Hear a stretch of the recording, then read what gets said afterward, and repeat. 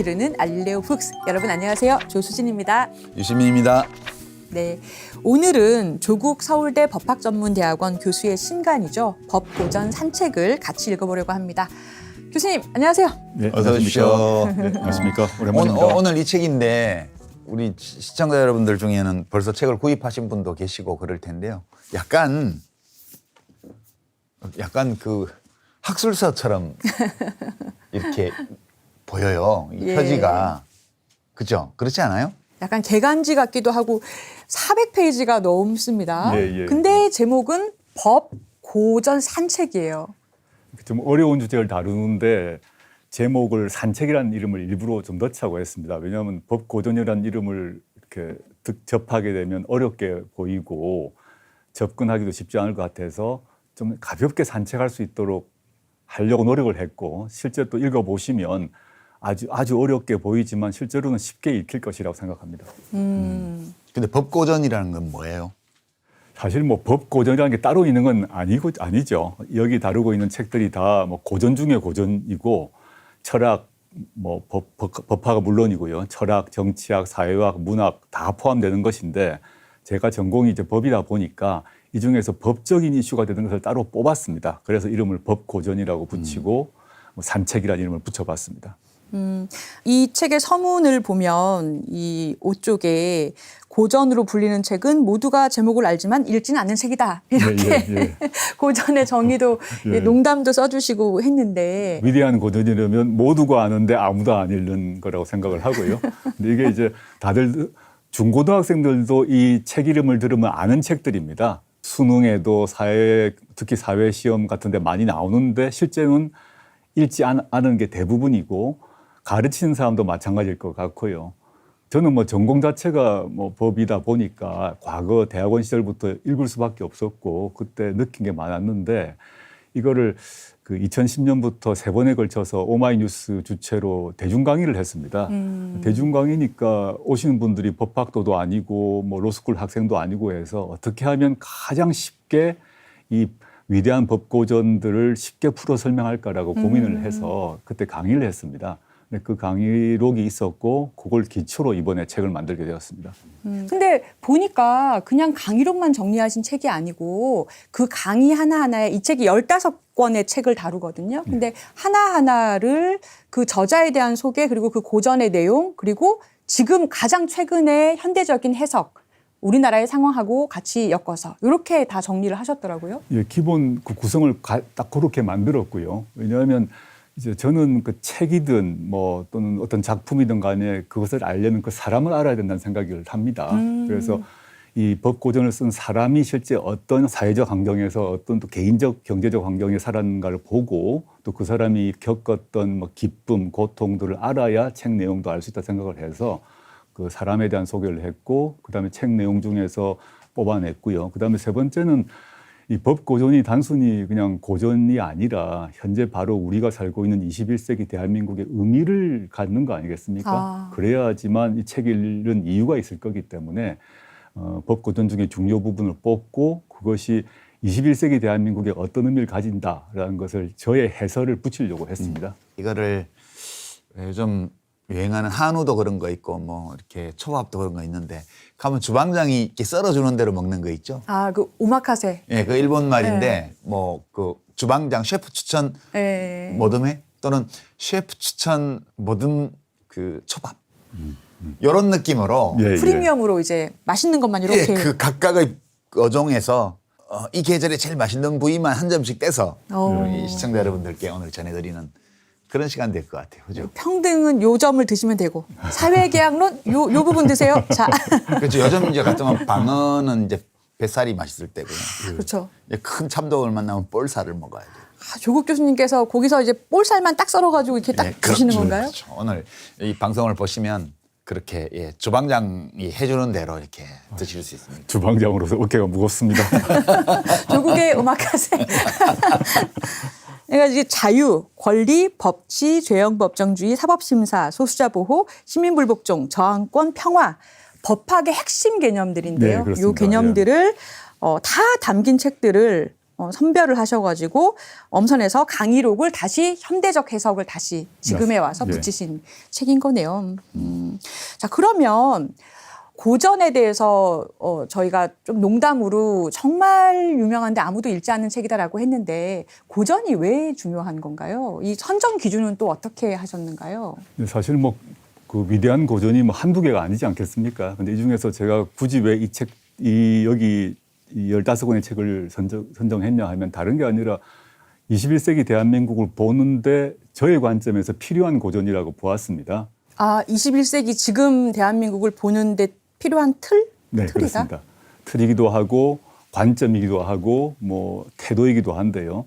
우리가 살고 있는 나라는 이제 공화국 아닙니까? 특히 민주공화국이라는 것이 21세기 대한민국인데, 그러니까 우리가 알고 있는 대한민국이라는 나라의 운영 원리라는 게 언제 어떻게 형성되었는가 하는 그 뿌리를 보려고 했습니다. 아. 그러니까 뿌리를 본다 그러면 그것은 근대에 만들어진 것인데 그 뿌리는 이제 루소, 몽테스키에, 로크 등으로부터 시작하는 것이고요. 그다음에 그렇게 형성된 공화국 안에서 발생할 수 있는 여러 가지 문제, 국가 권력과 자유의 문제, 다수자와 소수자의 문제, 이런 문제를 또 어떻게 할 것인가를 둘러싸고 또 고민을 해봐야 되는데 그 경우 이제 미래 문제, 미래 자유론, 뭐 이제 예링의 권리를 위한 투쟁 이런 게 있고, 그다음에 그렇게 우리가 만든 나라, 주권자가 만든 공화국하고 주권자가 충돌을 할 경우, 주권자가 그 자신의 나라에 대해서 불만을 가지고 비판을 할 수밖에 없게 되고 고통받게 될 경우 어떻게 해야 될 것인가의 문제가 안티고네, 소크라테스, 소로우 이런 식으로 바라보았습니다. 보통 여기 우리 조국 교수가 법학자로서 우리 독자들에게 소개하고 있는 문장들을 보면 어디서 봤는지는 잘 모르겠지만 왠지 낯이 익은 듯한 그런 문장들을 많이 만나시게 돼요. 어디서 만나냐면 헌법에서 만난 게 대부분이에요. 이게 표현이 달라서 그렇지 이 아이디어들이 진짜 우리 헌법에 많이 들어와 있더라고요. 정확한 말씀입니다. 예. 그러니까 지금 우리가 뭐 아주 자연스럽게 알고 있고 공기처럼 생각하는 그 무엇이 있지 않겠습니까? 예를 들어서 권력분립 그러면 우리나라 대한민국 헌법에 있고 또 우리나라만이 아니라 현대민주주의 국가의 헌법에는 다 권력분립이 들어있는데 삼권분립 이런 거요. 예, 삼권분립이 들어있고 예. 교과서도 있고 당연한 것이라 생각이 드는데 이게 어디서 왔지? 왜 권력분립이라는 게 필요한 거지는 물론 교과서 수준의 생각은 하고 있습니다. 근데 뿌리를 더 쭉 따라 올라가게 되면 이제 몽테스키에가 나올 수밖에 없고 또 그 외에도 이제 밀의 자유론 같은 경우도 우리에게 자유란 게 뭐지? 국가는 나의 자유를 어디까지 제약할 수 있는 거지? 그 한도는 뭐지? 이런 문제를 또 생각을 해보게 되면 뭐 변호사시니까 너무 잘 아시겠습니다만은 이 자유권의 보장의 그 범위, 한계 이런 것을 따질 수밖에 없지 않습니까? 그래서 아까 조 변호사님 질문에도 말씀드렸습니다만 우리가 살고 있는 21세기 민주공화국의 운영 원리, 국가 권력과 개인의 갈등 문제를 어떻게 해결할 것인가의 문제는 당장 우리의 문제인 거죠. 그래서 여기 나오는 아주 옛날 사람들 것처럼 보이지만 근본에 있어서는 이 법고전의 사상가들의 고민과 우리의 고민이 근본에 있어서는 거의 같다라고 생각이 듭니다. 물론 대통령이 다르고 왕이 다르고 체제가 다르고 나라가 다르긴 하지만 민주공화국 체제에 살고 있는 주권자들이 닥치는 현실, 그리고 그들의 고민, 해결 방안 이런 문제를 이미 근대가 만들어질 때 이 사상가들이 그 뿌리, 단초를 만들어 두었다라고 생각하고 있습니다.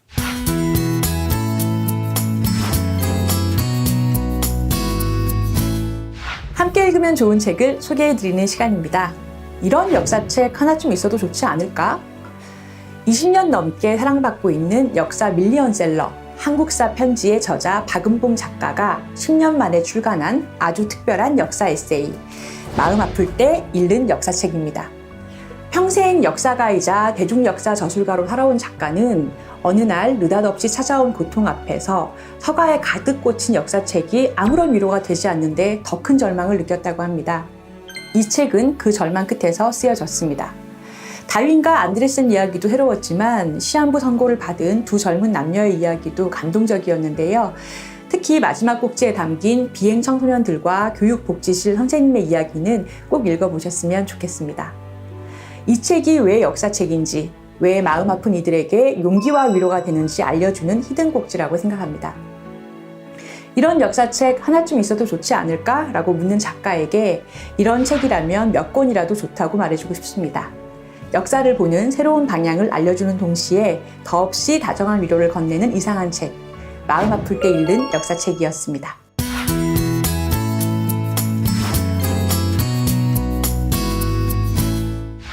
자, 1장이 사회계약론이에요. 장자크 루소. 우리 보통 에밀로 알죠. 네, 에밀. 예, 에밀. 루소의 에밀. 교수님께서 이 책에서 이 장자크 루소의 사회계약론은 근대를 연 책이다.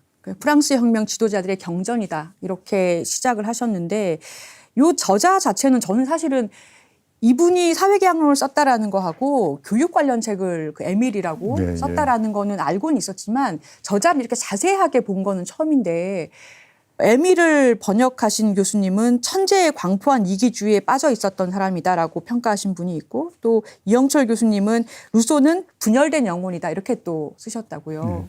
그러니까 루소의 개인 삶을 보게 되면 자신이 쓴 책과 그 삶이 일치했는가에 대해서는 당연히 비판이 있을 수 있는 것 같습니다. 아까 조 변호사님 말씀하신 것처럼 교육론의 출발이라고 할 수 있는 에밀을 지었는데 그 에밀을 보게 되면 아이들을 어떻게 제대로 키울 것인가에 대해서 정말 두꺼운 책이거든요. 읽어보면 정말 절절합니다. 자신이 연애를 한 하녀와 낳은 아이를 모두 5명 모두를 고아원에 보내버리거든요.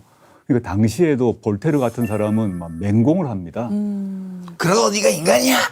그러니까 뭐 지금식으로 얘기하면 뭐 내로남불이다, 뭐 은행 불일치다, 뭐 온갖 비난이 있었겠죠. 그래서 루소는 그 뒤로 자기 고백록에서 자기에 대한 거의 자기 죽기 비판을 직전에 쓴 책이죠. 자기 네. 비판을 아주 하는데요. 저는 이런 생각을 합니다. 그러니까 역설적으로 자기의 아이를 그 상황에서 집이 아주 어렵게 산 사람이니까 자신의 아이를 고아원에 보낼 정도로 나쁜 조건에 살았기 때문에 역설적으로 에밀이라는 교육론을 쓸 수 있지 않았을까라고 이제 좀 루소를 좀 방어를 해봅니다. 그래서 오늘은 저도 국가와 관련돼 있는 것 예, 중에 예. 국가가 왜 생겼지? 이게 왜 존재하는 거지? 라는 질문. 이거 하나만 살펴봐도 우리가 루소를 만날 가치는 충분할 것 같아요. 네. 그 뭐 너무 당연한 거겠지만 당시 시대 같은 경우는 절대 왕권이 이제 그 나라를 지배하는 거였죠. 우리나라만이 아니라 프랑스도 마찬가지였고. 그러면 그 국가란 건 왕이 만든 거야. 그러니까 왕은 그 권리를 어디서 받았어? 신이 준 거야. 라고 간단히 생각하고 신이 준 왕권을 내가 쓰니까 너희들은 통치의 대상일 뿐이야. 라는 것이 간단한 논리 아니었겠습니까? 그런데 루소는 그걸 완전히 뒤집어 버리는 것이죠. 아니다. 국가란 것은 인간이 국가 이전에 그냥 존재했던 인민들이 스스로 평등한 조건에서 계약을 해서 만든 것이다 라고 말을 했습니다. 이건 별거 아닌 것 같습니다만은 계약이라는 이제 법학적 개념을 동원을 했죠. 물론 사회 계약인데 우리가 말하는 뭐 물건 사고 팔고 이런 계약이 아니라 세상에 대한 계약을 인민이 스스로 했다라는 관념을 만들어내고 그럼 그 경우는 왕이 또는 신이 있을 필요가 없는 거죠. 그래서 스스로 계약을 해서 국가를 만들었다라는 관념을 이제 그 만들므로써 프랑스 혁명을 예비했다라고 생각하고 있습니다. 사회계약론의 요체가 그러면은 국가라는 것은 왕의 권한이라는 것은 신에게서 주어진 게 아니다.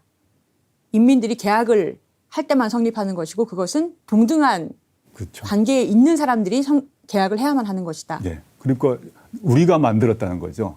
인민이 우리가 만들었고 따라서 이 국가는 내 거다. 좀 법률 용어로 하면 주권자다. 우리가 한 거고 계약을 했다는 얘기는 계약은 원래 파기할 수 있는 거 아니겠습니까? 계약을 체결하는 것도 내 권리지만 파기하는 것도 계약 조건이 어긋나면 계약을 파기할 수 있으니까 우리가 우리의 자유와 우리의 평등을 위해서 계약을 해서 나라를 만들었는데 이 나라가 나의 자유와 나의 평등을 억압한다, 박탈한다 그러면 계약 새로해가 되는 거죠.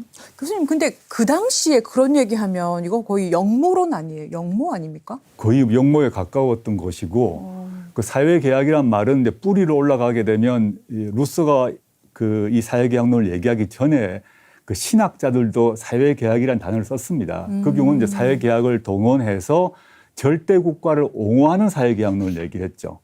홉스 같은 경우는 특히 사회계약론에 어떻게 보면 본격적인 이론적으로 보면 가장 정치하게 그 사회계약론을 만든 사람은 홉스인데 사회계약을 하긴 했는데 왕에게 맡기는 사회계약을 했다라고 결론을 낸 거죠. 근데 예. 루소는 그게 아니다라고 한 거죠.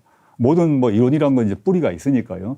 그 이전에 홉스 같은 경우는 사회계약을 해서 절대 군주에게 이걸 맡겼다, 위임했다. 그래서 군주가 주권자라고 했다면 루소는 아니다. 자기 계약을 했고 우리 계약을 했는데 우리 거다. 인민이 주권자다. 우리가 주인이다. 이렇게 말하는 것이었기 때문에 그 뭐 책에서 썼습니다마는 프랑스 혁명 이후에 그 왕과 왕후가 이제 목 잘리고 죽지 않습니까? 네. 그때 그 안에서 책을 보고 아, 이 책 때문에 우리 왕정이 붕괴됐구나라고 탄식을 했다는 왕이 이 책을 보고 네네. 나서 사실은 사회계약론 관련해서는 루소가 중요하지를 않고 토마스 홉스가 중요하죠. 예, 예. 그러니까 리바이어던으로 번역한 레비아탄. 예, 예. 그러니까 구약에 나오는 욥기에 나오죠. 그 죽지 않는 괴물이죠. 네. 레비아탄. 이 책에도 28쪽에 그 리바이어던 책 표지 그림이 나옵니다. 예, 근데 이제 다 똑같은 얘기예요. 그러니까 이게 국가가 없는 상태를 자연 상태라 그러고 자연 상태에서는 들어보셨을 거예요. 만인에 대해서 늑대와 같이 경쟁하는 자연 상태. 많이 들어본 말인데. 예, 그러니까 누구도 행복할 수가 없는 거예요. 그러니까 이 홉스의 생각을 좀 대변하자면 인간은 다 비슷하다. 능력도 비슷하고 욕망도 다 비슷하고 다 비슷하기 때문에 그냥 내버려 두면 경쟁할 수밖에 없다는 거예요. 투쟁할 수밖에 없고. 왜냐? 나를 지키기 위해서. 그러니까 모두가 불행하니까 이 여기서 벗어나는 유일한 길은 모두가 자기 권리를 내놓고 네. 다 똑같은 권리만 누리자는 거예요. 네. 그러면 그래서 그렇게 설립하는 공동체를 커먼웰스라고 그랬고요. 여기 이제 인용문이 나옵니다. 이 책에도. 근데 그걸 어디다 맡겨? 그걸 왕한테 맡기잖아요. 왕한테.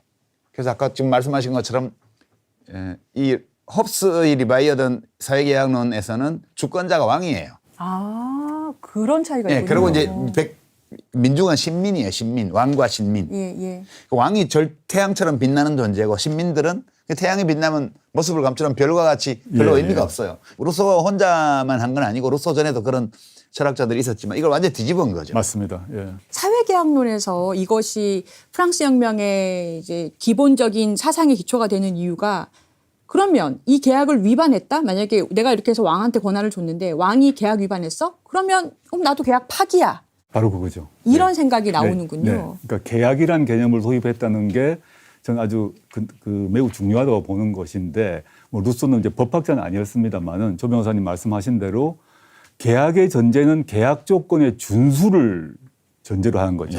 그러니까 서로 상대방이 1대1 계약이든 다대다 계약이든 계약을 하면 상대도 그 계약을 지킬 것이라고 믿으니까 나도 내 의무를 다하는 거 아니겠습니까? 근데 루소 책은 판금 안 됐어요? 방금되고 불태워졌죠. 그렇죠. 이제 이 책을 쓰고 나서 루소가 또 에밀이 신을 모독했다. 에밀 그 교육학 책도 신을 모독했다 해서 신학부가 고발을 했대요. 그래서 법원이 루소 체포해 이렇게 구속영장을 발부하니까 이분이 영국으로 이제 도망을 갑니다. 가서 사회계약론, 에밀 다 금서가 되고 불태워지고 그랬다고 하네요. 얼마나 고통스러웠을지 짐작이 갑니다. 이렇게 이분은 프랑스 혁명 난 거는 또 못 보셨잖아요. 그렇죠. 그 네. 직전에 돌아가셨어요. 네.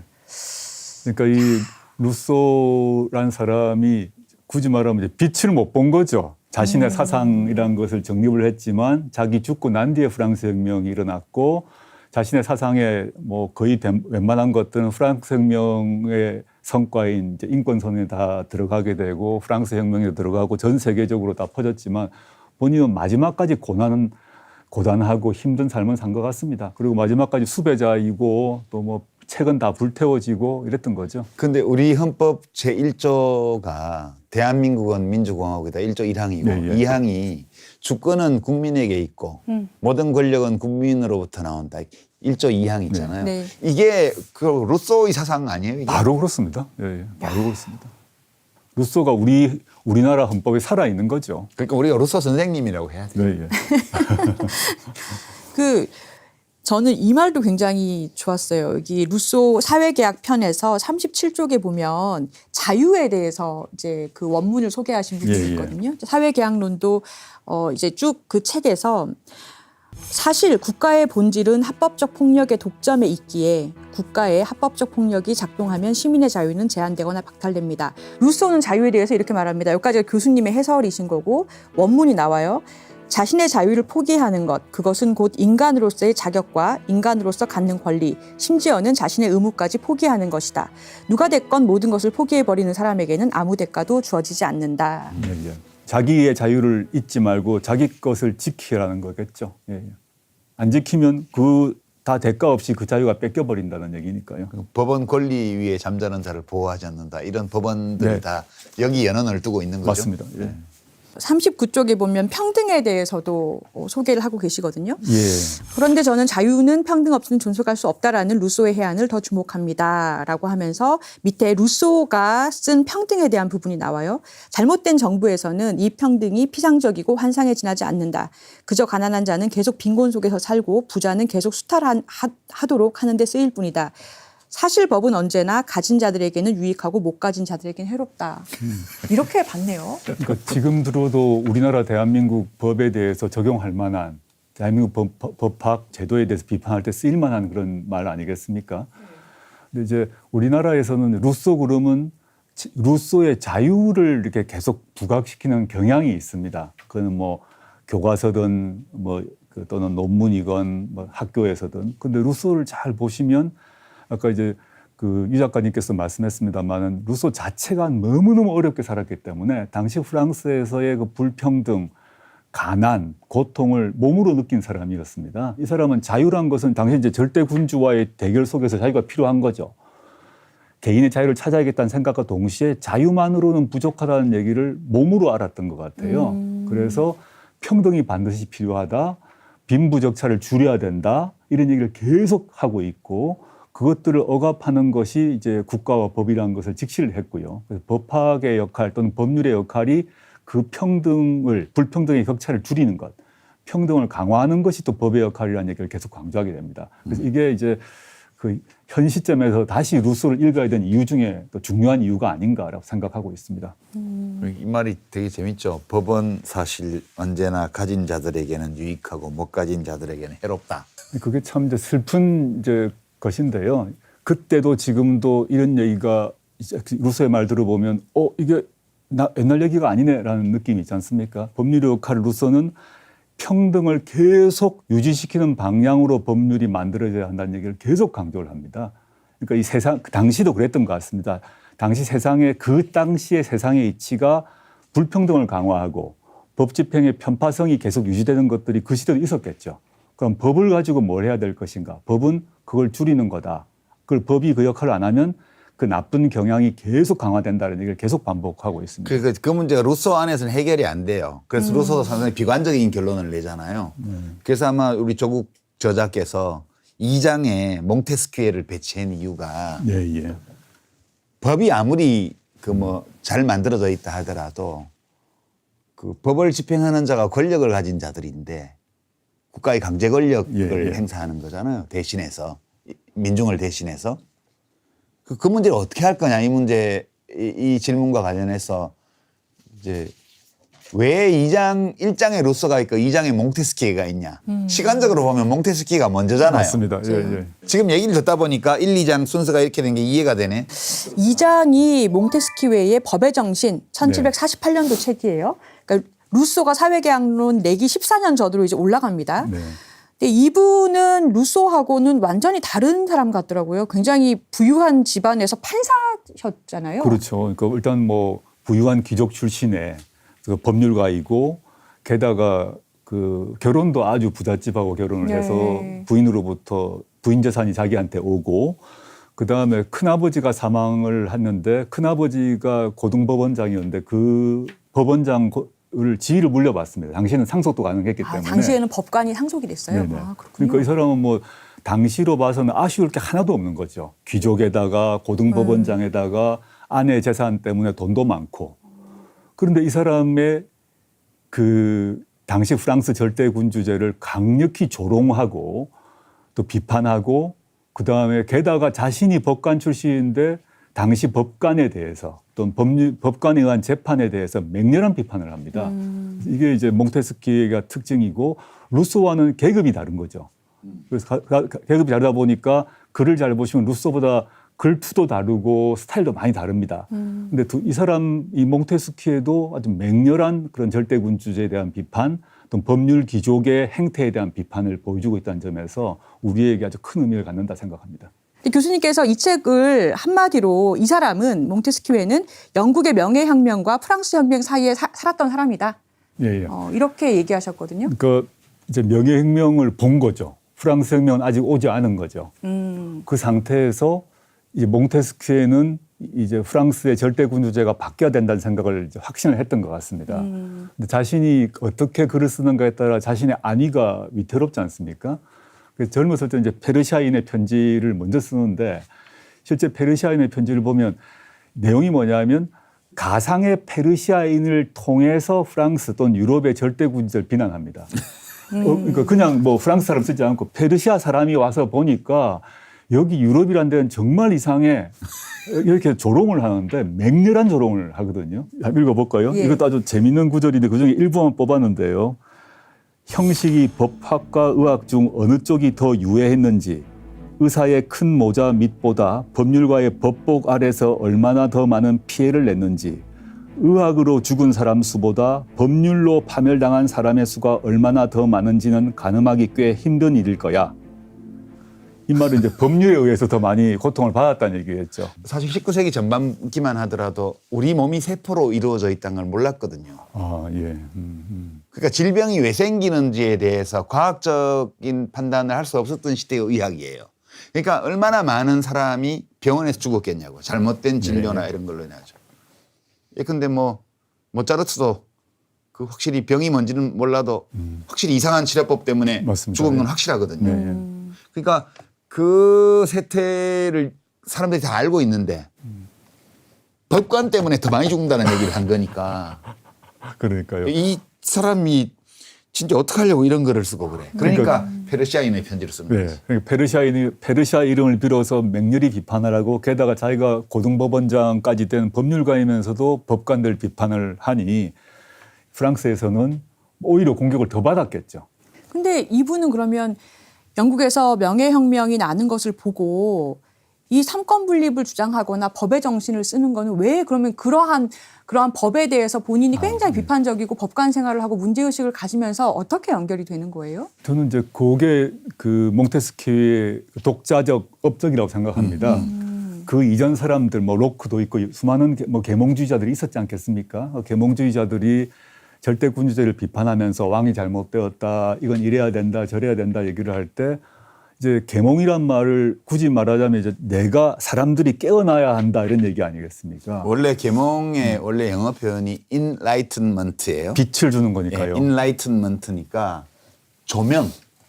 그러니까 밝게 비춘다는 예, 것이죠. 예, 예. 우리는 계몽주의 하면 누가 누구를 가르치는 걸로 생각을 하는데 원래 우리 번역을 계몽으로 해서 그렇지 원래의 의미는 밝은 빛의 사물을 드러낸다는 뜻이에요. 깨닫게 한다는 거예요. 예. 그래서 그 사상과 철학을 통해서 이 세상이 잘못되었다라는 그 빛을 비춘 거죠. 근데 그건 뭐 당연히 몽테스키도 그렇게 했는데 몽테스키가 이제 법률가였기 때문에 더 아마 자신의 독자성이 드러났다고 보는데 이제 권력과 법의 속성을 직시를 한 것 같습니다. 그 이렇게 사람이 이렇게 살아야 된다, 도덕이 이렇게 된다가 아니라 몽테스키의 이제 유명한 말, 이제 권력이 권력을 저지하도록 해야 된다라는 태제를 만들었고 그게 지금까지 우리한테 오는 이제 삼권 분립론이 된 겁니다. 76쪽에 나와 있습니다. 그 권력을. 인용이. 예. 어느 한 권력이든 권력을 서로 쪼개놓고 권력을 분립시킨 후에 견제를 시켜둬야 그 속에서 인민들이 주권자가 그 숨 쉴 수 있는 자유 공간이 넓어진다라고 포착했다는 점, 이게 아주 전 위대한 그 몽테스키의 독자적 업적이라고 생각합니다. 그 지금 우리 헌법이 규정하고 있는 아니 모든 문명 국가의 헌법이 규정하고 예, 예. 있는 권력 분립. 네. 특히 이제 뭐 지금 사실 권력이 세 개만 있는 건 아닌데 예. 국가 제도의 밖에 있는 언론 권력 뭐 또는 뭐 경제 권력 이런 거 합치면 여러 차원의 권력들이 예, 공존하고 있죠 우리 사회에서는. 그렇지만 국가 권력이라는 그 범위 안에서만 보게 되면 최소한 입법부, 사법부, 행정부는 쪼개놔라. 예, 맞습니다. 그거 아니에요? 맞습니다. 이거 그렇게 세 개를 쪼개놔라라고 하는 얘기를 그 이전에 아무도 안 했습니다. 아, 이게 처음이에요? 처음입니다. 이 75쪽 하단에 인용문이 있어요. 법의 정신에 있는 구절 중에. 네. 제가 읽어보면 권력을 가진 자는 모두 그것을 함부로 쓰기 마련이다. 이 점을 지금까지의 경험이 알려주는 바이다. 사람이 권력을 남용하지 못하게 하기 위해서는 사물의 본질에 따라 권력이 권력을 저지하도록 해야 한다. 네. 아 근데 몽테스키우에는 이렇게 권력은 남용되려는 속성이 있기 때문에 분산시켜야 한다. 일단 입법부, 사법부, 행정부로 얘기를 하면서 또 하나가 추첨제 민주주의 얘기를 예, 했잖아요. 저는 이분이 그 얘기하신 분인지 몰랐었거든요. 네, 네. 그러니까 법관으로서 배심 재판, 네. 시민 중에서 무작위로 뽑아서 법관을 시키면 지금 법관보다 훨씬 잘한다라는 것을 주장을 하셨고 그것을 이 정치제도에서는 추첨제 민주주의로 얘기를 했어요. 예를 들면 뭐 국회의원을 무작위로 주민 중에 뽑자 네, 이런 네. 단순하게 말하면 그런 거죠. 그런 거죠. 그러니까 대표자를 추첨으로 뽑자인데 실제 추첨 민주주의의 출발은 고대 아테네거든요. 아 이게 시행된 바가 있어요? 네, 고대 아테네. 소크라테스를 사용시킨 법정이 500명 추첨해서 뽑은 법정이잖아요. 그 고대 아테네는 그 스파르타와 다르게 이제 민주정을 채택을 했는데 대표자를 뽑을 때 추첨으로 뽑았습니다. 배심원을 추첨으로 뽑을 뿐만 아니라 자신의 대표자, 우리 식으로 얘기하면 국회의원 또는 뭐 장관 같은 경우도 추첨으로 뽑았거든요. 물론 추첨을 뽑을 때 연설을 할 기회를 주죠. 다 기회를 주긴 합니다만은 지금 우리 보면 이건 무슨 얘기지 할 수가 있는데 물론 고대 아테네가 작은 도시국가라서 가능한 게 있었을 것입니다. 근데 루소 같은 경우도 이제 추첨 민주주의의 강력한 옹호자인데 루소는 스위스라는 작은 또 나라에 살았으니까 그러한데 몽테스키에는 프랑스거든요. 프랑스는 매우 큰 나라입니다. 매우 큰 나라인데 이제 저는 그 추첨 민주주의의 사고를 동의했다는 게 놀라운데 자신이 귀족 출신의 법률가인데 이 귀족 출신의 법관들이 게다가 대대로 그걸 갖다가 상속받으면서 법관이 되기도 해요. 당시로 봐서는 프랑스 민중이 뭐 이 문해력이 얼마나 되겠습니까? 문맹률도 엄청나게 높았을 거예요, 지금보다. 그런데 그것보다는 추첨에 의해서 배심원을 뽑아서 재판을 하는 게 훨씬 낫다라고 얘기를 해버린 겁니다. 그때. 그럼 당시 프랑스 귀족, 프랑스 법조인들이 어떻게 봤겠습니까? 좀 미친 사람 취급을 받았을 거예요. 우리나라에도 뭐 아시다시피 노무현 정부 때 배심제 도입하려고 했을 때 강력한 반대에 부딪혔거든요. 지금도 그랬는데 당시 프랑스에서 그 배심 재판을 하자라고 했으니 프랑스 사회에서는 충격이었던 거죠. 그런데 이 몽테스키의 배심 재판 주장이 프랑스 혁명 이후에 프랑스에 당연히 도입되고 유럽 전체로 퍼져나가고 미국으로 당연히 되고 그래서 이 배심제란 것을 강력히 주장했던 물론 뭐 영국에서도 이루어지고 부분적으로 했습니다만 이론적으로 배심 재판, 시민 참여 재판이 반드시 필요하다고 얘기했다는 점에서 몽테스키의 또는 위대한 업적이 있다라고 생각합니다. 국민 참여 재판이 이 실제 시행률이 낮아서 그렇지 실제 통계를 보면 무죄율이 일반 법관 재판보다 몇 배가 더 높은 걸로 그렇게 네네, 맞습니다. 나오고 있어요. 네네. 지금 시행이 되고 있습니다. 자 이제 3장입니다. 입법권의 한계와 저하권이라는 소제목으로 존 로크의 통치론을 다루고 있는데요. 이 책은 지금 살펴본 루소, 그 전에 몽테스키우의 그 전에 나온 책입니다. 1689년에 출간됐는데요. 영국 명예혁명이 있었던 다음에 출간이 됐는데 사실 내용은 명예혁명 이전에 준비가 됐었을 것이기 때문에 교수님께서는 존 로크의 통치론에 대해서 명예혁명을 정당화한 저작, 네. 준비한 책이다. 이렇게 평가를 하셨어요. 이 존 로크는 1632년에 태어난 사람으로 영국 사람이잖아요. 예, 예. 여기도 사진도 나오고 한데 의사더라고요. 예, 원래 의사였고 왕권을 제약해야 된다라는 당이 휘그당인데 그 휘그당의 이론적인 아성이 자신이 다녔던 그 대학이었어요. 거기서 이제 휘그당의 지도자로 애슐리라는 귀족이 있었는데 그 사람의 비서관으로 들어가서 이론적 작업을 한 것 같습니다. 이 로크의 통치론은 한마디로 말하면 영국 명예혁명의 이론서였다. 혁명의 이제 굳이 말하면 뭐 전략과 전술, 향후 계획 이런 것들을 짰던 사람이고 자신의 이제 보스라고 할 수 있는 애슐리 경이 이제 쫓겨난단 말입니다. 자, 같이 자기도 네덜란드에 망명해가지고 그렇지만 네덜란드에서 참을 수 없다 그래가지고 영국 의회가 짜고 네덜란드 총독이었던 오렌지 공을 데리고 와서 왕권을 뒤집어 버리지 않습니까? 네. 그때 이렇게 귀국을 합니다. 그래서 귀국하고 난 뒤에 발간했지만 이제 당시 어떻게 그럼 나라를 무너뜨려야 되니까 절대군주를 무너뜨리고 군주제를 무너뜨리고 새로운 나라를 만들어야 되는데 어떻게 해야 되지? 라는 이제 고민을 했던 것 같아요. 물론 그 영국 명예혁명을 알다시피 프랑스와 달리 왕권을 유지하지 않습니까? 왕을 유지하되 권한은 의회에게 가는 요 제도 설계를 했던 겁니다. 그래서 피가 나지 않은 명예혁명이다. 이렇게 한 거죠. 그 점에서 로크가 살아갈 때 그 시점에 명예혁명을 주장했는데 이게 이 명예혁명이 몽테스키에게 영향을 당연히 줬겠죠. 몽테스키에는 절대 군주화에 살았는데 영국에서는 명예혁명이 일어났대. 왕이 날아가고 의회가 권력을 잡았다는 얘기를 들었겠죠. 그럼 몽테스키의 입장에서는 영국이 부러웠지 않았겠습니까? 그 다음에 이제 루소로 가게 되면 이제 명예혁명보다는 더 세게 해야 돼. 그 명예혁명은 지 도둑놈들끼리 예. 잡물을 나눠가진 거에 불과해. 루소 입장은 그거잖아요. 아, 루소 마음에 들지 그럼. 그 정도로 안 돼. 우리는 왕을 단두대에서. 잘라버린 거죠. 그러니까 이게 차례차례 발전해 나가는 거 보여주고 루소에 의해서 이제 우리가 말하는 왕이 아닌 민주공화국의 기본 틀은 마련되는데 그 이전에 로크가 있었고 그 이전에 이제 몽테스키가 있었던 것이죠. 루소님의 생각이 헌법 1조에 가는 게 다 이유가 있네요. 예, 예. 그렇죠. 네. 가장 근본까지 접근한 게 루소예요. 예, 예. 또 본인이 아까 말씀 워낙 가난했고 어려웠고 가장 하층 민중 출신으로 세상을 바라보고 봤기 때문에 귀족 출신이었던 몽테스키에 또 역시 귀족 출신이었던 로크와 다르게 세상을 봤던 것 같습니다. 그 로크의 위대한 점 또는 독창적인 점? 그건 뭐예요? 저는 로크의 이제 위대한 점은 물론 몽테스키에나 루소도 혁명에 대한 얘기를 우회적으로 합니다. 왜냐하면 사회계약을 얘기하니까 계약 위반자에 대해서는 어떻게 할 것인가의 문제가 남겠죠. 근데 로크는 딱 대놓고 혁명권을 얘기를 해버립니다. 사회계약이 있는데 사회계약을 폐기한 자, 위반한 자에 대해서는 혁명을 할 수 있다라고 얘기하고 특히 게다가 놀라운 거는 뭐냐 하면 그 혁명 또는 저항의 발동 시점을 얘기합니다. 예방적 혁명이 가능하다고 얘기를 하는데요. 이게 생각해 보면 자신이 추구했던 명예혁명을 정당화하려고 하다 보니까 예방적으로 해야 된다. 예방적으로 혁명을 할 수 있다는 얘기 보면 지금 들어보면 엄청나게 과격한 얘기 아닙니까? 그렇네요. 이것도 역모네요. 예, 역모죠. 실제 역모였고 이 사람 로크 자신이 역모의 공범으로 몰려서 수배당해서 도망갔으니까요. 그리고 하나는 또 이제 우리가 지금 너무 당연히하게 생각하고 있는 게 다수결이란 거 아닙니까? 네. 다수결은 다 모든 걸 다수결이라고 하는데 로크가 이제 시대적으로 보면 몽테스키와 그 루소 이전이니까요. 로크가 고민을 했던 것 같습니다. 사회계약을 통해서 나라를 이제 만들어야 돼. 그건 너무 당연하고. 그럼 절대군주제는 안 돼. 그 다음에 그러면 사회계약을 통해서 만들어진 그 사회 운영 원리는 뭐지? 라고 다수결이라고 얘기한 겁니다.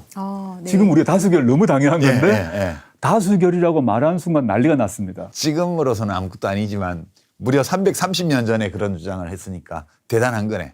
그 당시 군주나 귀족 입장에서 매우 전복적 주장일 수밖에 없죠. 그러네요. 예. 이 책에서 그 존 로크의 통치론에서 그렇게 다수결 얘기를 하면서 입법권의 한계 그리고 저항권으로 이어지잖아요. 예, 예. 141쪽에서 142쪽까지인데요. 일단 교수님이 설명하신 부분이 루소의 사회계약론이 프랑스 혁명을 예비한 저작이라고 말씀드렸는데 저항권의 이론적 기초는 로크의 통치론에서 정립되었습니다. 물론 로크는 프랑스 혁명 같은 혁명을 꿈꾸지는 않았습니다. 그는 영국의 명예혁명 같은 보수적 혁명을 기획했습니다.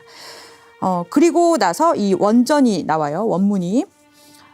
탄압과 음모에 의해 또는 외국으로 양도되어 예전의 입법부가 없어진 상황에서 인민에게 새로운 입법부를 설립함으로써 자신들의 삶에 대비하라고 말하는 것은 너무 늦어 해악의 치료 시기를 놓쳤을 때 구제를 기대해보라고 말하는 것이나 다름없다. 이것은 결과적으로 먼저 인민에게 노예가 되라고 말하고 그 다음에 자유를 지키라고 말하는 것과 다름없다. 조금 넘어가서요. 인간은 폭정으로부터 벗어날 권리뿐만 아니라 그것을 예방할 권리도 가지고 있다. 이게 사실은 보면 이제 예방적 혁명이 필요하다라고 말하는 거죠. 사실 뭐 그 당시만 봐더라도 물론이고 지금 보더라도 매우 급진적 주장일 수 있지 않겠습니까? 근데 로크는 사회계약론의 기초에서 다수결의 원리를 세웠고 그 다음에 이걸 사회계약을 했는데 이 국가 권력이 이제 사회계약을 어기는 상황이 되면 어떡할까? 그럼 혁명을 할 수 있는 거 자기가 혁명을 하려고 했으니까. 그럼 혁명을 할 수 있는 조건이 뭔가에 대한 고민이 있었을 것 같습니다. 예방적 혁명이건 혁명이건. 근데 제 책으로 보면 139페이지 하단에 보시면 부패나 쇠퇴가 초래한 현재의 상태이란 말이 있습니다. 그럼 정부가 인민을 침해하거나 억압하고 어떤 부분이나 어떤 파벌을 구분하여 특혜를 주며 나머지에게는 불평등한 복종을 강요할 때 이때는 못 참겠다라고 이제 루콘은 생각한 거죠. 이 말 역시 사실 지금 또 여러 다시 되새길 수 있는 말 아니겠습니까?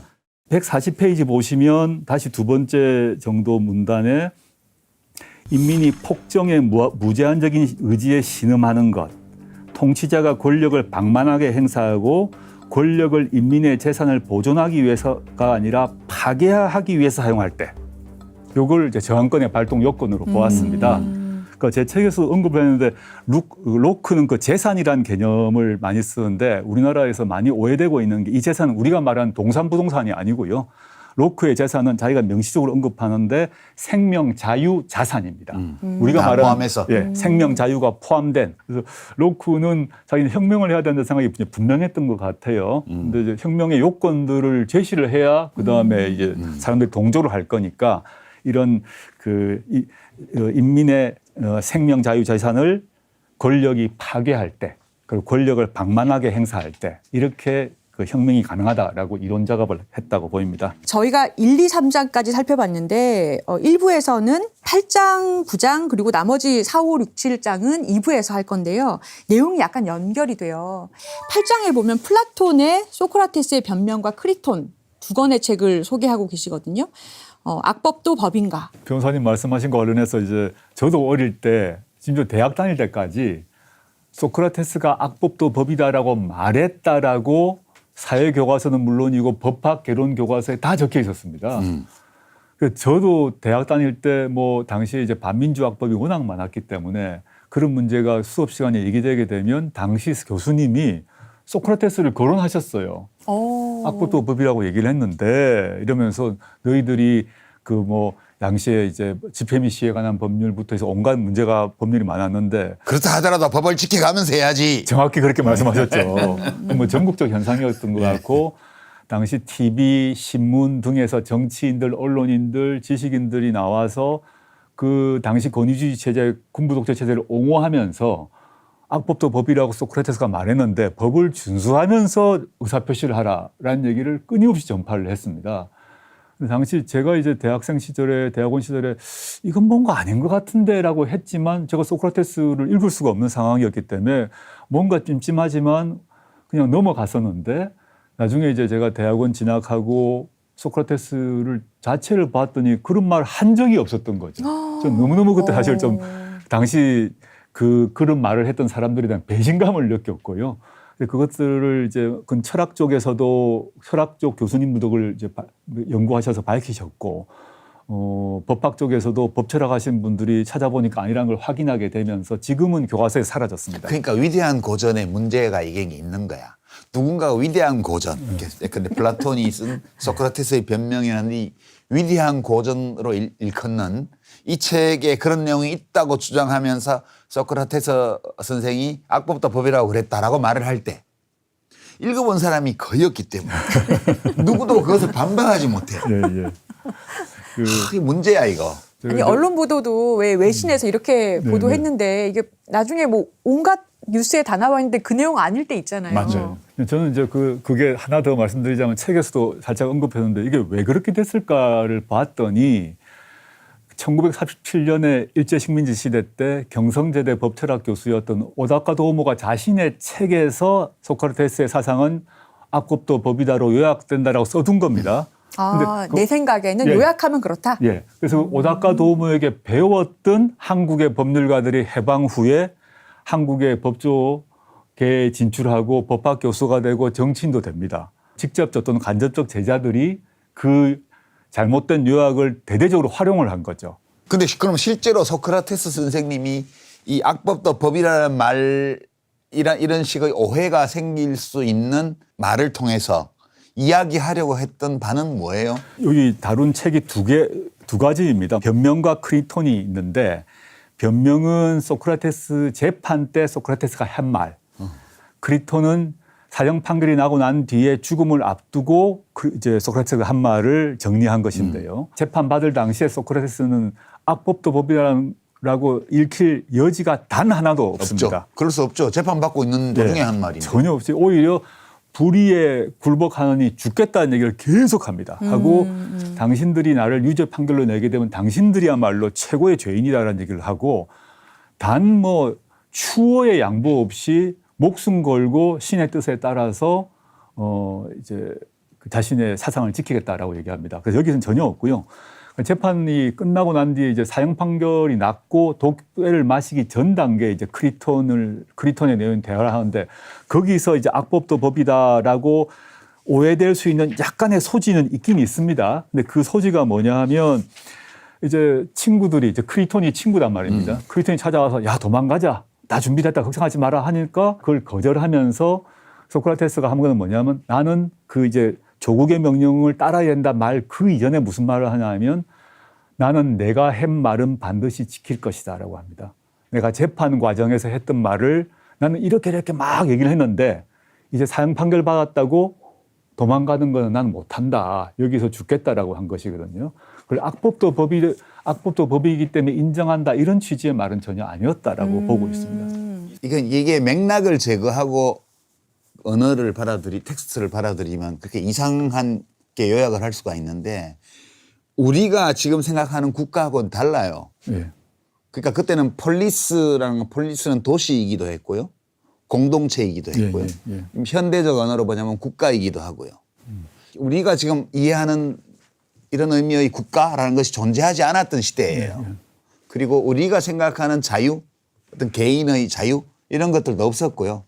대개 여기서 자유라는 말을 이제 소크라테스가 쓸 때는 개인의 자유가 아니고 폴리스의 자유고요. 그러니까 이게 개념이 달라요. 개념이 다른데 이거를 그 역사적인 맥락을 다 눈을 감고 텍스트를 그대로 좁게 해석해서 조국의 명령이 어떤 것이든 따라야 된다면 조국의 명령이 법이잖아요. 법이 어떤 것이든 따라야 된다면 악법이라도 따라야죠.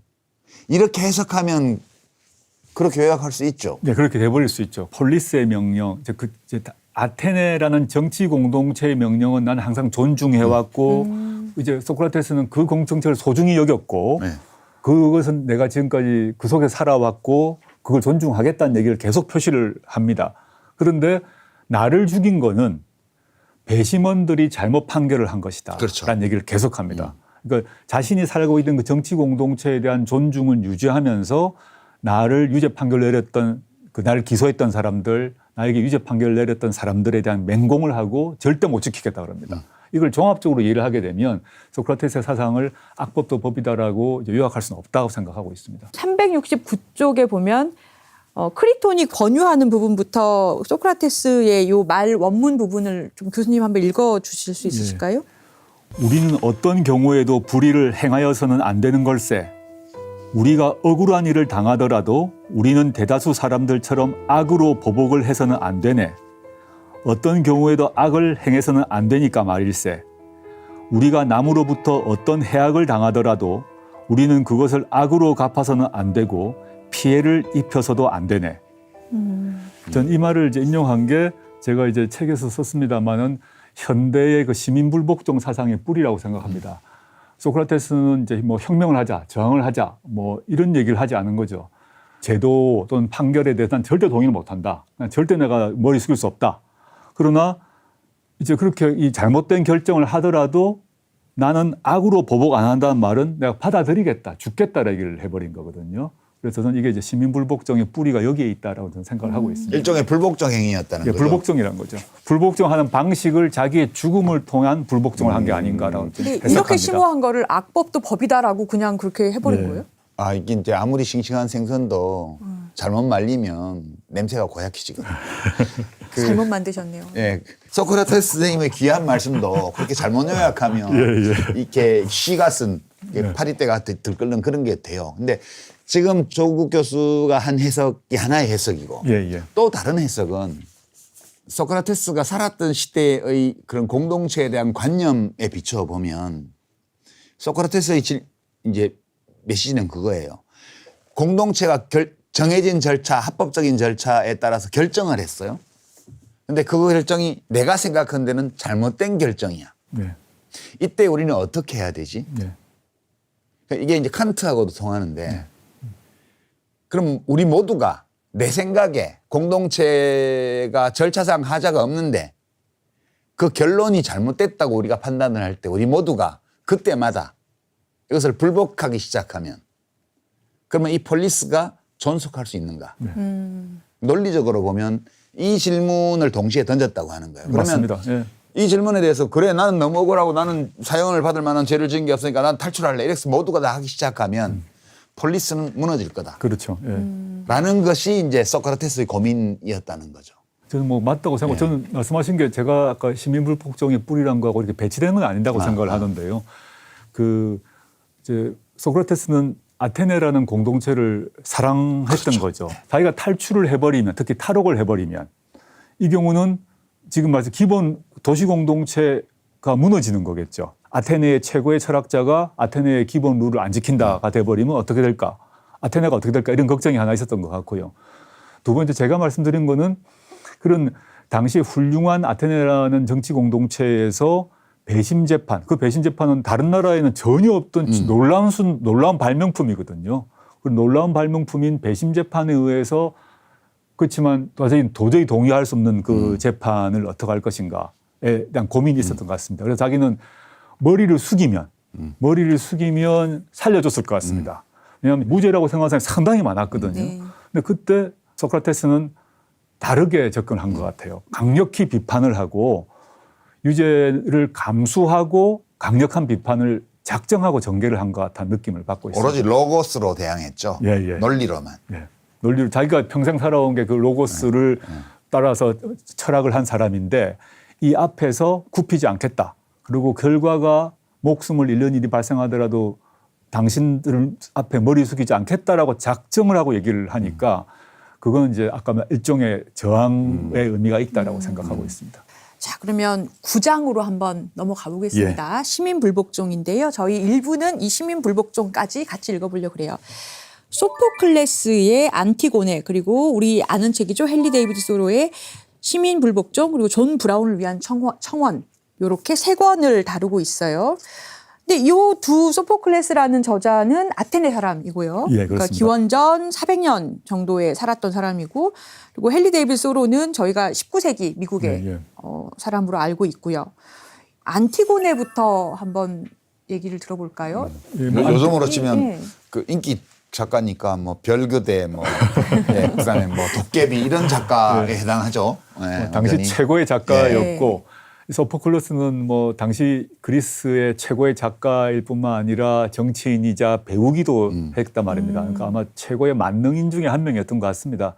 또 전쟁 나면 장군으로 파견돼서 전쟁도 잘했던 것 같고 아주 인기 있는 사람이었던 것 같은데 이 철학적으로 아주 심각한 이제 그 고민을 했던 것 같습니다. 그래서 저는 안티고네란 희곡을 당시 시점에 어떻게 저런 생각을 할 수 있었을까? 즉 안티고네는 이제 오디푸스의 딸인데 그 사람 이름이군요. 사람 이름, 예. 희극 이름 자체가. 여성이고요. 근데 이제 자신의 오빠가 둘이 있는데 한 명은 이제 애국자, 한 명은 애국자가 아닌 사람인데 둘 다 죽는데 당시 왕 크레온이 명령을 내립니다. 애국자인 오빠는 매장해도 되나?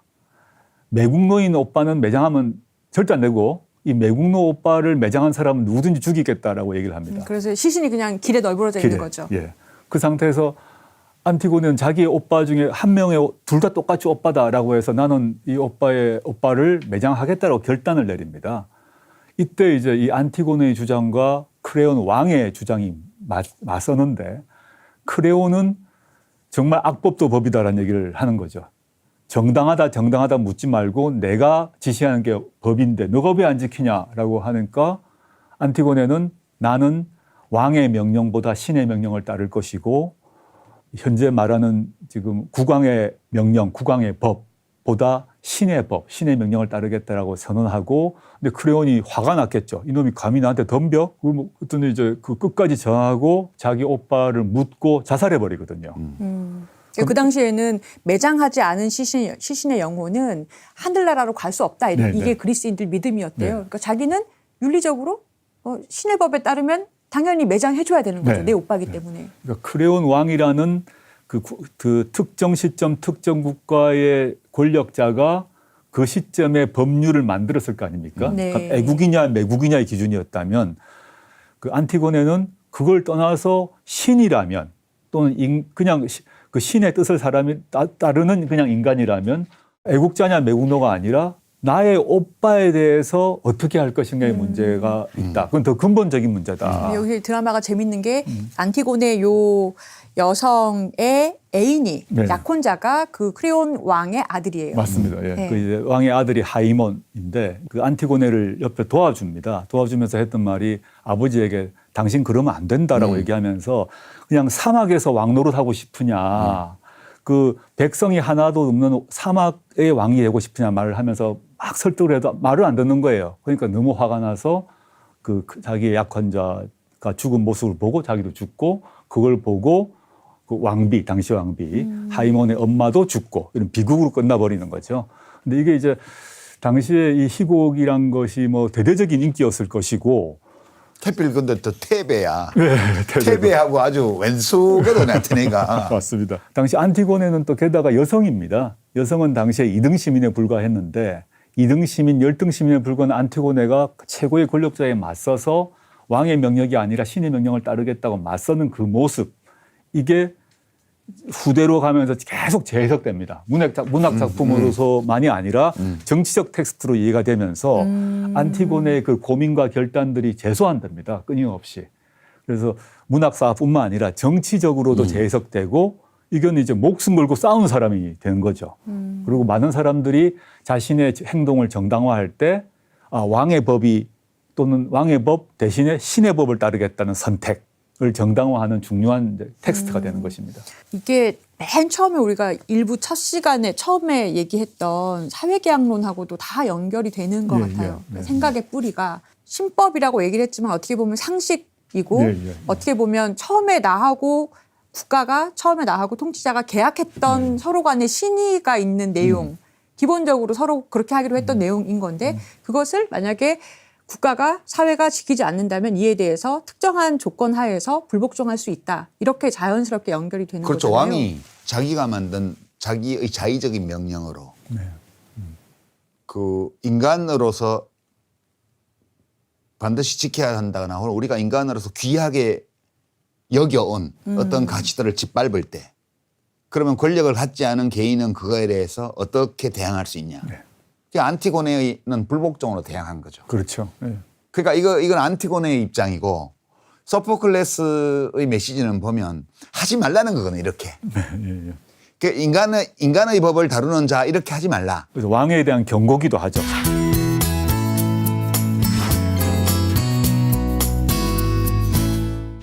헨리 데이비드 소로의 시민불복종은 저희가 읽어본 책이고요. 존 브라운을 위한 청원도 같이 소개가 돼 있는데 시민의 불복종은 우리가 다룬 지 얼마 안 됐어요. 예, 맞아요. 존 브라운이 누굽니까? 이게 그 소로가 쓴 여러 책 중에서 하나인 거죠. 존 브라운을 위한 청원이라는 글을 썼다는 거잖아요. 그러니까 이 존 브라운을 위한 청원은 좀 말년에 쓴 것인데 이 존 브라운이라는 사람이 매우 문제적 인물입니다. 이제 시민불복종을 쓸 때 같은 경우는 뭐 인두세를 안 내가지고 하루 감옥에 가니까 뿔딱지 나고 뭐 이런 문제라고 한다면 근데 물론 이제 소로가 그냥 뿔딱지가 나서 쓴 건 아니고 본인은 노예제 폐지에 대한 소신을 갖고 있었고 했기 때문에 당시 미국 정부에 대해서 반발한 건데 이 존 브라운은 군인 출신으로 노예제 폐지를 해야 된다는 확신을 갖고 노예주를 죽여버려요. 무력투쟁을 하죠. 무력투쟁을 하고 무기 창고를 습격해가지고 그것을 뺏어 와가지고 전쟁을 벌입니다. 그리고 노예 소유주를 죽이러 다닙니다. 게다가 자기 아들들과 함께. 그 아들들이 몇 명도 죽고 해요. 그러면서 이 사람은 이제 당시로서는 이제 거의 미친놈 취급을 받는 상황이 됩니다. 이 사람은 자기 노예, 그 독신한 또 청교도 신자인데 하나님의 뜻에 따르게 되면 노예제는 용납할 수 없는데 노예 소유주나 노예 판매한 자들은 다 악이기 때문에 내가 이제 무력으로 다 없앤다라고 생각을 하고 전쟁을 선포를 합니다. 근데 잡히죠, 당연히. 사형 선고를 받죠.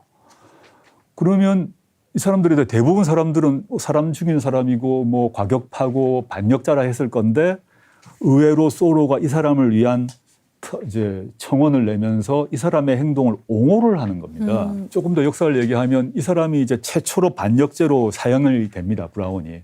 그런데 남북 전쟁이 나중에 벌어지고 난 뒤는 노예제 폐지를 주장하는 북군들의 군가에 존 브라운을 기리는 존 브라운의 시체 존 브라운스 바디라는 거를 이제 부르게 됩니다. 이 노래는 틀어보시면 알 건데 제가 여기 적어뒀는데 제가 잠깐만 해보면 글로리 글로리 할렐루야 글로리 글로리 할렐루야 글로리 글로리 할렐루야 His soul goes marching on 이런 거예요. 다 대부분 그 노래를 아실 겁니다.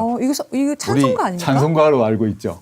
근데 우리나라에서는 찬송가로 알고 있는데 그러니까 그의 영혼은 계속 행진한다가 아니라 곧 승리하리라 예, 한글로는 이렇게 그렇게 되는데 실제는 이게 살벌한 노래인 거지. 그 북군들이 몰랐어요. 존 브라운의 시체를 생각하면서 제목이 존 브라운의 시체거든요. 어머. 근데 우리나라에 와서는 존 브라운 시체는 없어지고 그냥 예수님을 찬양한 노래가 됐는데 글로리, 네. 할렐루야 이런 게 들어있으니까 왔다지 뭐 소울도 나와 그렇죠. 뒤에. 그러니까 예수님을 his soul 할 때 his soul이 예수님이라고 생각하기 쉬운데 예. 그러니까 맥락을 제거하면 네, 완전 다른 노래가 돼버려요. 이렇게 돼요. 그러니까 노예제 폐지를 위해서 무장투쟁을 하다가 사형을 당한 존 브라운의 소울 영혼이거든요. 아, 그렇군요. 근데 이런 사람을 소로가 강력히 옹호를 하면서 그 이제 소울은 정의롭지 못한 세속법을 인정하지 않고 하나님의 뜻에 따라 세속법에 저항했다라고 얘기하고 이 행동을 정당화해버린 거죠. 심지어는 우리 모두가 인정하는 최고의 미국인이라고. 그렇게 말한 거죠. 그러니까 이거 뭐 무장투쟁, 폭력투쟁한 사람을 최고의 미국인이라고 얘기를 하니까 이 한국에서 존 브라운의 이 청원이 소개된 적이 거의 없습니다. 그러니까 본인이 그렇게 하지는 않지만 네, 예. 소로는 불복종을 했죠. 그냥 네, 세금을 네. 납부를 거부한다든가 이런 식으로 불복종을 했는데 이 존 브라운은 무력투쟁을 한 거잖아요. 예, 무력투쟁은 우리가 일반적으로 불복종 운동이라고 하지 않습니다. 네. 그건 저항 운동이죠. 맞습니다. 예. 근데 그 소로는 자기가 하는 방식만이 유일하게 옳은 것이다라고 주장하지 않은 거죠. 네, 네. 자기는 자기 식대로 그렇게 한 것이고 존 브라운은 존 브라운의 방식으로 한 것인데 나는 그 사람처럼 하지 않지만 그 사람이 한 것을 나는 정당하다고 생각한다. 이렇게 말해준 거죠. 그 점에 대한 교수님 생각이 412쪽 하단부터 좀 있거든요. 그러니까 브라운의 이러한 행동에 대한 소로의 옹호는 정치 철학, 법 철학의 측면에서 매우 어려운 질문을 던집니다. 체제 또는 정부를 타도하는 폭력혁명은 도덕적으로 허용되는가? 허용된다면 어떤 조건에서 허용되는가라는 근본적 질문입니다. 요건 좀 특수한 문제여서 네. 노예제 문제는 좀 특별한 문제예요. 그죠? 일반적으로 보편적으로 있는 문제는 예, 아니었어요. 예, 이미 예, 19세기에. 예. 근데 이 소로가 던진 이 질문을 일반적으로 해석하면 이제 이거에 대한 답을 제가 가장 명확히 본 거는 칼 포퍼 책에 가장 명확한 형태로 나와 있습니다. 그러니까 포퍼가 뭐라고 얘기를 했냐면 전제 정치가 있는 곳에서는 폭력혁명도 정당하다라고 얘기를 했어요. 그러면 폭력혁명이 정당한 전제 정치를 어떻게 판단할 수 있냐라고 말할 때 딱 한 가지 조건을 들었어요. 다수의 시민들이 원하는데도 평화적 합법적으로 권력을 교체하는 것이 불가능할 때 그때는 이제 정당하다고 얘기를 했어요. 평화적이고 합법적인 방법으로는 다수의 시민들이 원해도 권력 교체를 할 수 없는 조건은 어떤 조건이냐? 첫째 제도가 없을 때. 네. 그러니까 이제 그건 전제군주제. 전제군주제죠. 당연히 전제군주제는 당연히 폭력으로 타도하는 게 정당하다는 게 포퍼의 주장이고요. 이 형식적으로 민주주의를 하고 있어도 실제적으로 그것이 불가능한 경우. 예, 예. 그런 경우에도 정당하다고 얘기를 했어요. 근데 이제 단서를 하나 달았더라고요. 거기서 멈춰야 된다는 거예요. 그러니까 그 전제 권력을 타도하는 데서 폭력혁명은 멈춰야 된다. 아, 예, 예, 예. 예. 그러니까 언제든지 다수의 인민이 마음먹으면 평화적으로 그리고 합법적으로 권력을 수립할 수 있는 체제, 권력을 교체할 수 있는 체제를 수립하는 데까지 예, 예. 에서 멈추면 다 정당하다고 얘기를 한 게 포퍼의 답변이었어요.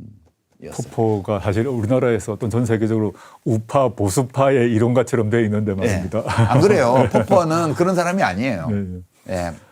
그러니까 이게 그 참 어려운 주제인 거죠. 사실은 그 이제 대의제 민주주의가 그 안착되지 않은 나라 같은 경우는 모르겠는데 대의제 민주주의가 안착된 나라에서는 우리 모두가 자신의 주권자가 의사표시를 선거를 통해서 하라. 라고 강요받고 요구받고 있는데 이번 선거와 다음 선거 사이에 용납할 수 없는 일이 났을 때 어떻게 할 것인가의 문제는 이제 어느 대의민주주의 국가나 이제 고민되는 것 같습니다. 그때 그 저항권이란 것은 지금 말씀하신 포퍼의 말을 빌자면 전제군주적 행태가 벌어지고 그것이 교정 불가능할 때겠죠. 네. 조국의 법고전 산책을 아주 지금 요밀조밀 아주 그냥 열심히 하고 있는 것 같습니다. 일부 이제 마무리할 시간인데요. 두 분 어떠셨어요? 지금 우리가 이 책 절반 정도를 봤는데요.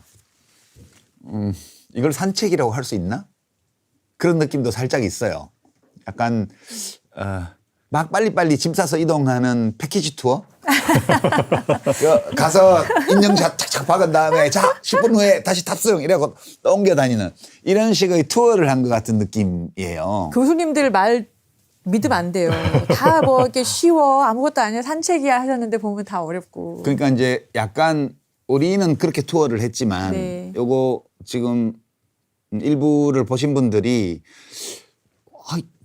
맛있는 것 같은데 요거 한 점씩 먹어보니까 이렇게 주방장이 챙겨주는 대로 한 점씩만 먹어봤는데 맛있는 것 같은데 온전하게 먹어보고 싶다 조금 더. 그러면 예, 이 책을 구입하시면 됩니다. 책은 굉장히 쉽고 이 중간중간에 사진도 있고 예. 재밌습니다. 그리고 이 책은 약간 부피가 나가기 때문에 유사시에 방어용 무기로 쓰기에도 아주 아주 표지도 굉장히 있어 보이고요. 아주 괜찮습니다. 예, 꼭 가방에 넣어 다니지 마시고 예, 이렇게 밖에 들고 다니셔야 돼요. 가슴에 이렇게. 약간 고전적이긴 한데 이렇게. 예, 법 고전 산책 이렇게. 예. 유사시에 이렇게 탁 하면 이게 아주 좋습니다.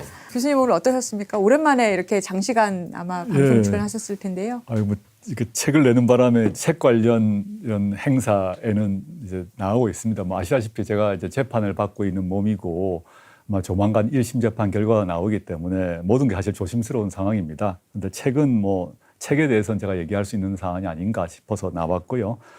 일단 알릴레오 북스에 초대해 주셔서 너무 감사드리고 이 산책을 통해서 여러분들이 이 책을 읽게 되시면 그 책의 실제 의미가 무엇인지를 고민하는 것은 또 다른 문제 같습니다. 제가 산책이라는 단어를 했던 것은 여러분들을 살짝 초대하려고 이런 단어를 썼습니다. 이후에 이제 아까 유 작가님 말씀대로 한번 급하게 한 바퀴 돌고 난 뒤에 그 여행지에 대해서 또 개별적으로 방문해서 깊이 또 생각해보고 고민하는 것은 여러분 몫이 아닌가 생각을 하고 그다음에 제목을 이제 법고전이라고 했지만 이건 사실은 공통고전이기 때문에 법이란 말에 전혀 두려워할 필요가 전혀 없다 생각을 합니다. 그냥 법과 관계없이 우리 사회의 정치, 사회, 철학 문제 모두에 해당되는 고전이기 때문에 편하게 그냥 읽어보시고 고전에서 나오는 생각도 느껴보시고 또 저의 해설도 그냥 느껴보시면 참 좋겠습니다. 감사합니다. 네.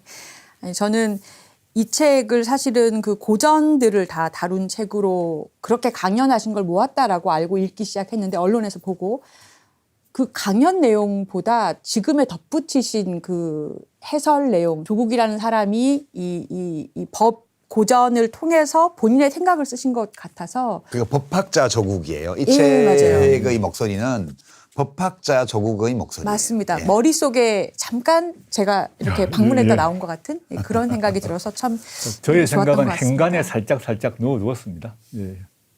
다음 주에도 법고전 산책이 이어집니다. 2부도 많이 시청해 주시고요. 구독과 좋아요, 알림 설정까지 팟캐스트로도 많은 관심 부탁드립니다. 인사드리고 1부 마치겠습니다. 수고하셨습니다. 감사합니다. 네, 수고하셨습니다.